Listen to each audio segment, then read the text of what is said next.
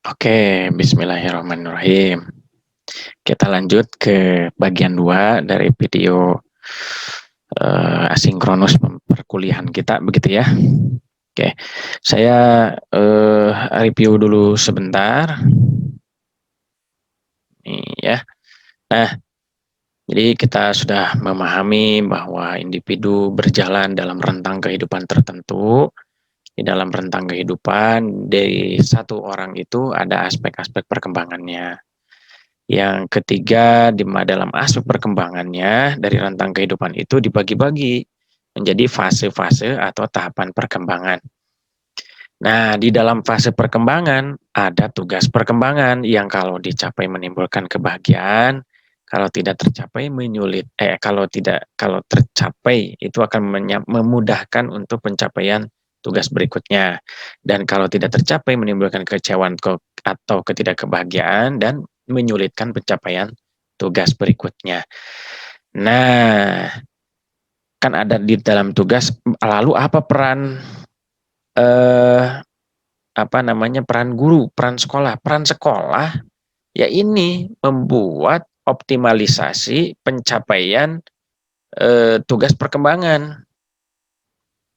Tugas perkembangan di setiap fase perkembangan. Kalau guru atau sekolah itu di SD, maka SD atau guru atau sekolah itu memfasilitasi pencapaian tugas-tugas perkembangan. Tujuan utamanya sangat sederhana sekali. Di setiap fase perkembangan.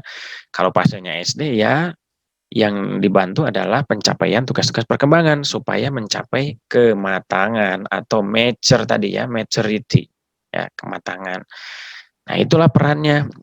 Nah, bagaimana strateginya? Strateginya bisa di dalam pembelajaran, bisa di dalam pendidikan sehari-hari secara luas begitu ya. Dari keteladanan atau perlakuan tertentu, bimbingan, pembelajaran remedial dan seterusnya sampai si tugas perkembangan atau profil dari apa yang harusnya dia selesaikan atau dicapai pada fase tersebut bisa diraih, menimbulkan kematangan gitu ya. Agak ribet juga ya, tapi gambar ini hanya bisa dipahami oleh Anda yang sebelumnya menonton video di bagian pertama, begitu. Nah, sekarang sudah saya sampaikan bahwa salah satu cara untuk memberikan perlakuan yang tepat, untuk memberikan eh, pembelajaran yang sesuai itu harus didasari oleh data. Data apa? Ya data tentang perkembangan siswa. Data perkembangan siswanya sampai di mana, aspeknya yang dicapai yang mana, begitu. Iya kan? Nah, sehingga pada saat memberikan perlakuan, upaya pendidikan itu bisa tepat sasaran. Gitu ya. Nah, bagaimana cara mengungkapnya? Ada salah satu instrumen diciptakan atau dibuat, disusun oleh yang sekarang duta besar ya Indonesia full gitu ya, duta besar penuh untuk Republik Kazakhstan dan Uzbekistan. Profesor Sunario, Profesor Samsu Yusuf, Profesor Ahmad, Profesor Juntika begitu ya, dibantu dengan almarhum Pak Karnoto begitu untuk sisi aplikasinya. Nah, apa namanya? Namanya inventory tugas perkembangan. Satu alat untuk mengukur secara kuantitatif pencapaian tugas perkembangan atau profil perkembangan siswa di SD, SMP, SMA, bahkan perguruan tinggi gitu. Nah, karena kita mata kuliahnya perkembangan peserta didik di SD, maka yang akan kita pelajari adalah ITP SD. Nah, sekarang pada video kedua ini saya akan mengajak Anda untuk memahami apa sih ITP, kehadirannya, unsurnya, aspeknya, tingkatannya, maknanya dan seterusnya begitu ya. Oke, kita lihat. Oke, saya share screen dulu. Kurang lebih beginilah ya. Nah, ini nih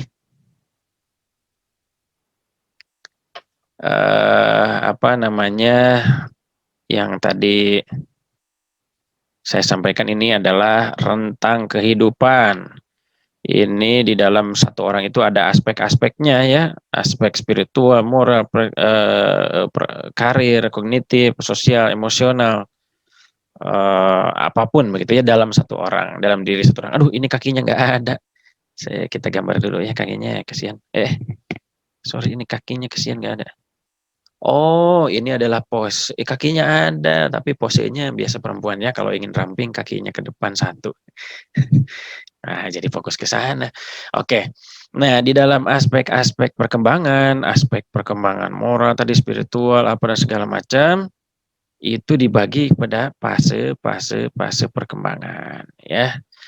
Oke, nah sekarang siswa SD di mana? Kita akan mempelajari di sini, di wilayah ini. Oke, itu latar belakangnya ya. Ini review dulu sedikit. Nah, manusia sepanjang hidupnya selalu mengalami perkembangan. Tentu saja mengalami perkembangannya, konsepnya memang jelas, mata kuliahnya juga jelas, perkembangan peserta didik. Di SD perkembangan tersebut berlangsung dalam beberapa tahap yang disebut fase tadi yang saling berkaitan ya. Gangguan pada salah satu tahap dapat mengakibatkan terhambatnya perkembangan. Yang tadi kalau pencapaian tugas perkembangannya tidak tercapai akan menyulitkan pencapaian tugas perkembangan berikutnya. Nah, bagaimana caranya tadi? Satu, untuk memberikan perlakuan yang tepat. Bagaimana cara untuk mengidentifikasi masalah perkembangan? Jadi diperlukan satu pengukuran kuantitatif, pengukuran tentang tingkat perkembangan mulai dari SD sampai perguruan tinggi. Kita fokusnya di SD, saudara-saudara gitu. Bentar ini agak apa namanya kecil nih. Bentar. Oke.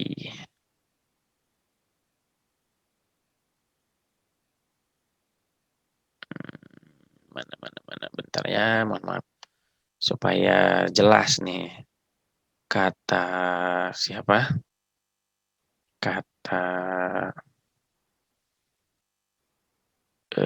Einstein, katanya kalau menjelaskannya tidak bisa dipahami atau belum jelas, itu artinya materinya tidak bisa dikuasai. Gitu. Oke, siap ya. Nah, jadi itu latar belakangnya. Oke, sekarang kita lanjutkan. Salah satu instrumen yang dapat digunakan untuk mengukur tingkat perkembangan peserta didik, capaian perkembangan peserta didik adalah ITP, Inventory Tugas Perkembangan. Seperti tadi yang saya sampaikan begitu ya, dikembangkan oleh Profesor Sunario dan kawan-kawan.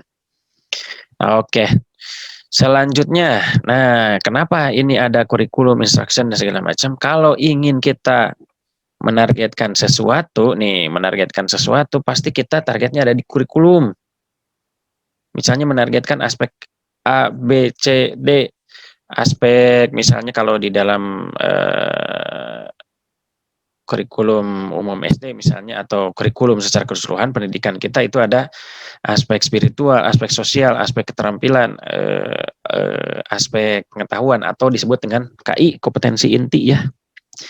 Nah, itu adalah goal, satu tujuan target yang harus diakses, dinilai, kemudian dibantu dalam proses pembelajaran, terus saja begitu ya. Ini. Kenapa ini dibahas? Ini terkait dengan assessment. Nih ya, assessment. Saya lewat ya. Nah, jadi kita ini bagi Anda yang semester 5 atau kelas 6 sekarang, atau semester 6, pahamlah kita cukup traumatik belajar tentang apa namanya valuasi begitu ya. Nah, tapi bagi Anda yang semester 2, kita pahami dulu ini perbedaan measurement, assessment, evaluation. Kalau measurement, pertanyaannya adalah how much, seberapa banyak itu teh, misalnya seberapa banyak kebaikan dia, seberapa dermawan dia, seberapa setia dia, seberapa cintanya dia, seberapa harga dirinya dia, seberapa besar motivasinya, seberapa besar, itu semua dengan pandangan positivisme bisa di-measure, bisa diukur dengan pertanyaan seberapa banyak. Jadi kalau ditanya berat badan itu nanya jumlah, how much, berapa tinggi badan, nanya jumlah, berapa harga diri seseorang, nanya jumlah harga diri, berapa besar cintanya, nanya jumlah, apakah 100% atau dibagi-bagi. Nah, gitu ya. Nah, lalu yang kedua, assessment. Assessment itu pertanyaannya itu adalah what is the, salah ini nulisnya C ya, kriteria,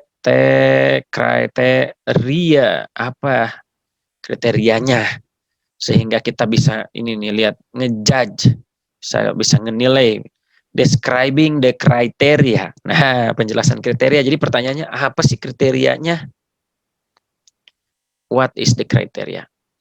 Nah, itu assessment. Assessment itu menilai dalam bahasa Indonesia. Measurement dalam bahasa Indonesia mengukur. Kalau assessment menilai, kalau seseorang ingin bisa menilai, harus punya kriteria. Mengatakan seseorang dermawan, mengatakan seseorang pelit, mengatakan seseorang harga diri tinggi, rendah, itu ada apanya? Ada kriterianya. Gitu. Di dalam kehidupan sehari-hari kita melakukan itu, pengukuran, penilaian, dan ini terakhir, evaluasi. Itu evaluasi mencakup measurement, mencakup assessment, karena ini sistematik proses, gitu. Proses mengumpulkan data. Data apa dikumpulkan? Diukur, dianalisis, diinterpretasi. Interpretasi untuk apa? Untuk judging. Judging tadi mana? Di kriteria assessment. Kan judging tuh ngejudge, menilai, menghakimi. Bagaimana kita bisa jadi hakim kalau tidak punya standar penilaian baik benar? Nah, gitu. Jadi ini evaluasi, gitu ya. Evaluasi itu yang ditargetkan adalah feedback, sebetulnya di sini tidak tertulis ya. Tapi feedback apakah instructional objective itu tercapai atau tidak, begitu. Tujuan-tujuan pembelajaran itu tercapai atau tidak. Apakah perlakuan kita terhadap anak didik kita itu tercapai atau tidak, begitu ya. Itu evaluasi. Contoh paling ekstrim ini untuk, mohon maaf nih saya ulang untuk saya ulang bagi Anda di kelas 6 tentu sudah paham, tapi untuk yang kelas 2 atau semester 2 ini mungkin perlu pemahaman yang ekstrim. Contoh, pengukuran nih, measurement. Seberapa dermawan sih dia? Ya, kita ukur, ajak makan. Ketika makan sering nawarin traktiran enggak? Nah, itu ngukur, sering tidak, jarang, atau misalnya kadang-kadang. Nah, ketika sering, jarang, kadang-kadang, kita pakai kriteria. What is the criteria? Kalau tadi kan how much, seberapa sering sih, gitu, seberapa banyak. Kalau untuk menentukan penilaian, dia pelit atau segala macam, itu apa sih kriterianya? Nah, gitu. Kalau Anda kriterianya yang dermawan itu karena yang dermawan itu ketika ajak makan itu karena dia mah sering selalu begitu ya memberikan tawaran dan memang dipraktekkan bahwa dia membayar makanan kita ketika kita makan, itu berarti kriteria kita menyebut dia itu dermawan. Tapi kalau misalnya baru 1 kali, 2 kali ngasih itu teh, kita masukkan kriteria itu pelit, orang itu pelit, berarti kriterianya berbeda-beda ya, tapi itu kriteria ada untuk menentukan penilaian. Nah, setelah dinilai, setelah diukur, setelah dinilai, baru Anda melakukan evaluasi. Ini pertemanan harus dievaluasi nih. Gitu ya, tidak mencapai instructional objective gitu ya, tidak mencapai apa ya kriteria tertentu, sehingga diambillah feedback, memperoleh feedback, masukan, diambillah keputusan. Jadi evaluasi itu sebetulnya kepentingannya untuk des des gimana ya, nanti takut salah nih kata Bu Epi nih. Decision making, pengambilan keputusan. Jadi evaluasi itu pengambilan keputusan. Nah, kenapa harus belajar ini dulu, measurement, assessment, evaluation? Karena kita akan melakukan proses pengukuran. Pengukuran apa? Pengukuran pencapaian tugas perkembangan atau profil perkembangan siswa SD. Menggunakan apa? Menggunakan inventory. Inventory itu alat seperangkat untuk mengungkap gitu. Nanti Anda yang di semester 2 ini, kita akan ketemu di semester 5 lah. Mudah-mudahan tidak trauma seperti kakak Anda yang di semester 6. Oke, nah ini jadi measurement itu tingkat awal, mengukur. Bagaimana cara mengukur? Ada tes, nih ya. Ada tes, ada non-tes. Gitu. Kalau tes kurang lebih kasarnya ada benar salah. Kalau non-tes tidak ada benar salah. Nah, setelah measurement melalui tes dan non-tes itu ada assessment yang tadi kriteria. Measurement dilakukan melalui tes non-tes, itu kemudian dikriteria jadi assessment penilaian. Kedua langkah ini atau melibatkan tes dan non-tes ini adalah bentuk dari aktivitas evaluasi. Yang ujungnya apa tadi? Decision making gitu. Nah, berdasarkan hasil pengukuran disusunlah program, bisa bikin program apa segala macam. Nah, kita masuk ini nih ya.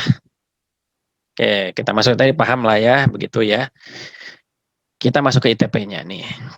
ITP mengukur 7 tingkatan perkembangan dan 11 aspek perkembangan individu. Nah, nanti akan ada 7 tingkat. Tingkat 1, tingkat 2, tingkat 3, dan seterusnya. Tingkatan itu apa? Tingkatan itu kriteria untuk menilai, dia mah pada level 7. Kenapa? Pedas bukan ya, kok jadi kebayangnya makanannya level berapa, ya itu sama tapi makanan ini level 5 karena pedasnya luar biadab, makanan ini level 1 karena pedasnya biasa saja misalnya gitu. Nah, jadi ITP ini ada 7 tingkatan, ada 7 kriteria gitu ya, 7 kategori. Kriteria itu kategori, norma itu sama saja lah. Oke, lalu seberapa banyak aspeknya, kan tadi ada aspek tuh rentang kehidupan manusia.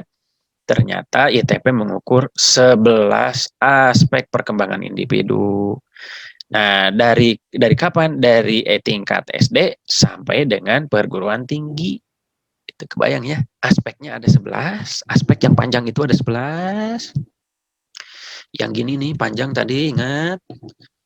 Di dalam fasenya kita ada fase SD, SMP, SMA sampai perguruan tinggi.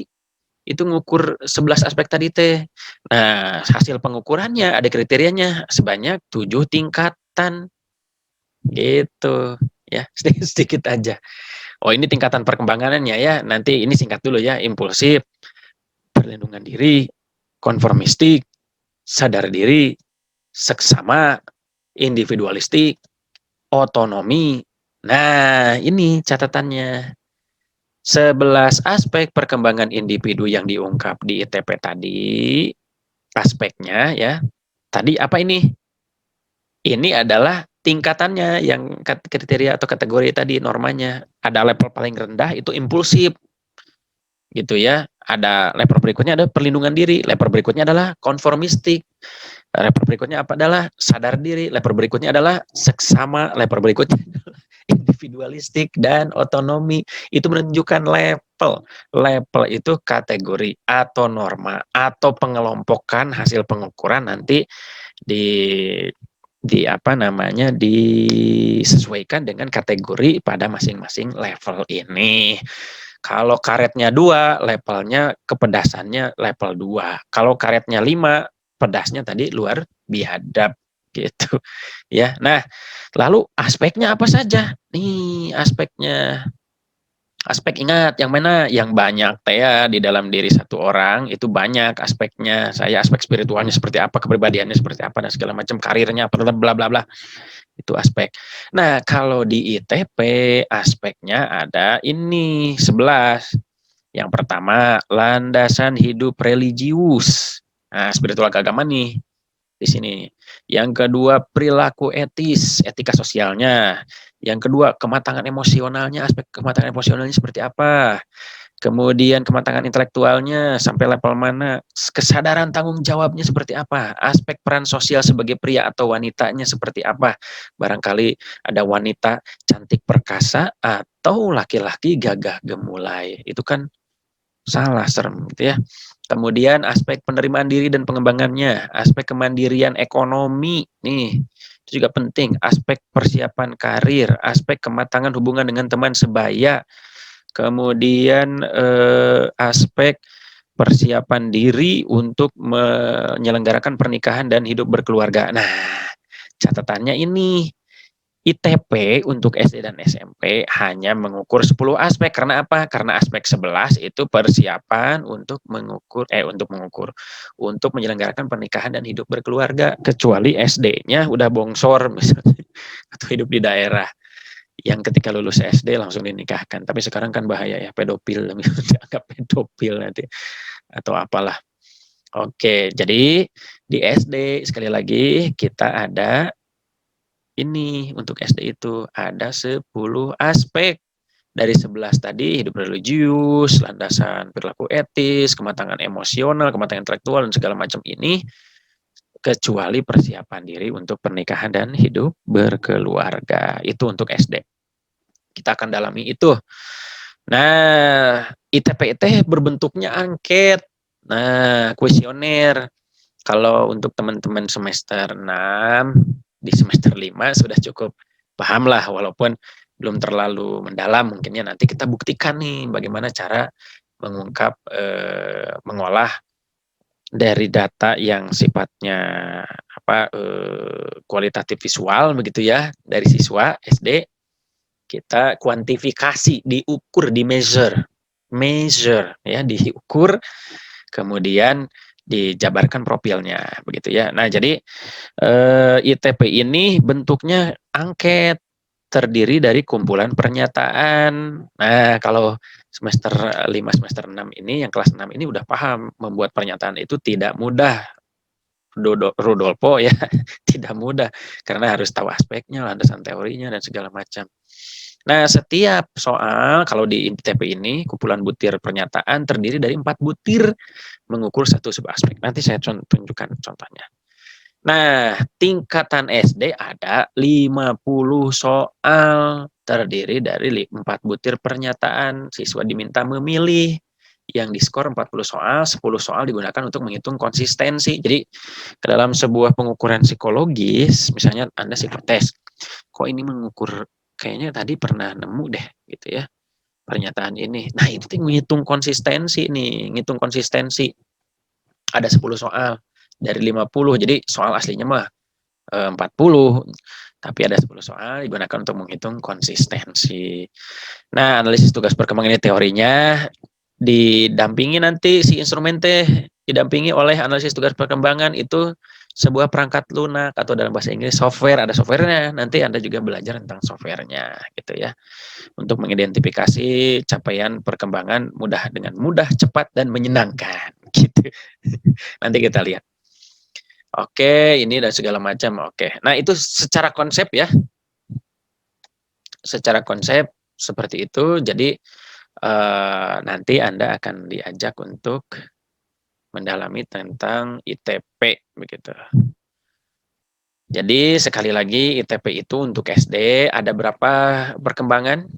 Ada berapa aspek? Ada 10. Kemudian ada berapa tingkatan? Oh, tadi belum diungkap ya, tingkatannya ada 7, tapi untuk SD itu ada 4. Nanti semakin tinggi lagi ada SMP misalnya ada 5, SMA ada 6, dan 7, dan seterusnya, begitu. Nah, saya kira itu ya untuk pengenalan inventory tugas perkembangan. Jadi di dalam pengungkapan profil perkembangan siswa SD, kita alhamdulillah sudah punya alat yang sudah di HKI-kan ya, sudah dilindungi hak karya ciptanya, namun untuk kepentingan pembelajaran nanti kita akan pelajari bersama. Jadi ada aspeknya, aspek, ada fasenya, fase yang kita akan pelajari adalah fase SD, tahapan perkembangan SD. Yang SD ada 10 aspek tadi, dari mulai aspek perkembangan religius, karirnya, kematangan emosional, kematangan intelektual, peran sosial sebagai laki-laki perempuan, kematangan arah karirnya, dan seterusnya, kecuali persiapan pernikahan dan berkeluarga. Itu mau untuk Anda. Ya. Nah, untuk Anda mahasiswa khususnya.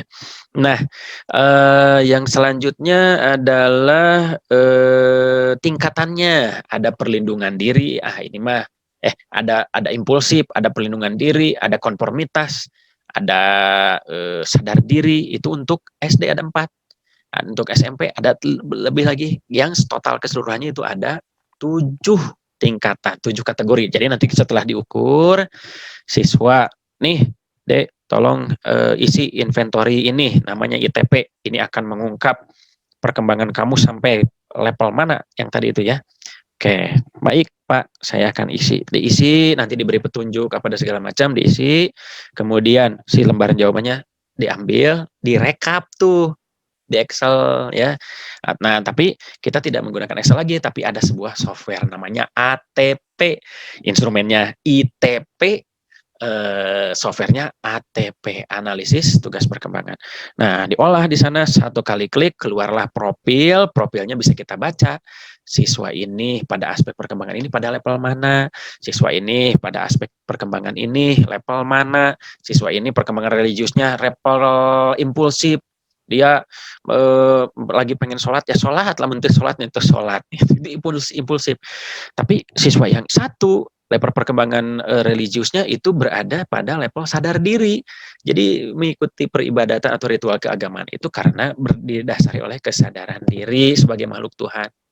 Gitu ya, bisa jadi seperti itu, atau kesadaran diri sebagai orang yang harus datang dan pergi ke sana, misalnya ke masjid misalnya ya, atau melakukan praktek ibadah mingguan kalau agama lain misalnya. Nah, jadi melalui ITP ini, inventory ini, kita akan belajar memahami siswa pada level mana dan pada aspek perkembangan mana gitu. Yang jumlahnya tadi ada 10, levelnya 4 untuk siswa SD. Saya kira gitu ya, video ini sudah lumayan cukup panjang. Nanti kita masuk ke praktek nih. Jadi teman-teman akan diberikan satu software yang nanti kita akan mempermudah kita memahami bagaimana ITP itu dijalankan, lalu diolah, lalu dilihat hasilnya, lalu kita interpretasikan.